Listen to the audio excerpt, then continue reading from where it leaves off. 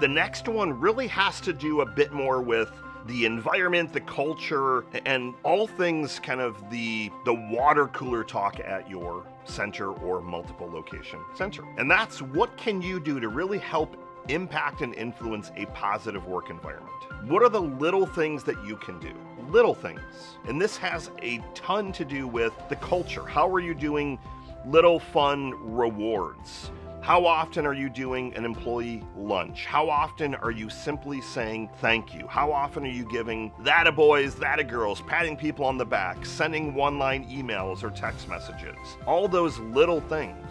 What are you doing to help make sure that you have a positive culture versus a toxic culture? Now, I've got other videos on what do you do to build core values and build the culture at your center, even if you're having to make changes, even if you lose 3 or 4 team members, if you still have a positive vibe throughout your center. People know that you're going to get it done. They know that there's help that's on the way, but they're willing to stick it out and ride with you because you're keeping things positive, because you're keeping things moving, because you've said thank you, because you're rewarding them in fun, small ways.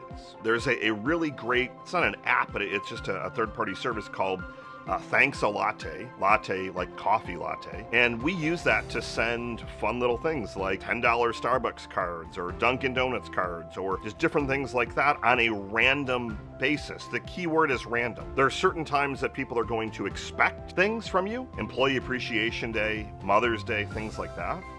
I want it to be random. I want it to be completely random acts of kindness. So we've talked through compensation. We've talked through positivity. We've talked through having fun rewards. We've talked through just looking at the culture aspect. We've talked through showing them and giving them personal and professional development. If you start to implement and improve on those areas, you're going to start to get a higher caliber of person that actually applies. But what you're going to find is that even if you get the best applicants, if you don't have a way to keep them, and those are the things we just talked about, it doesn't matter how good your hiring process is, or that you invested $5,000 in Indeed and you got 500 applications and all these people through the door. If you don't have strategies to keep them by way of the things we just discussed, it's going to be a moot point.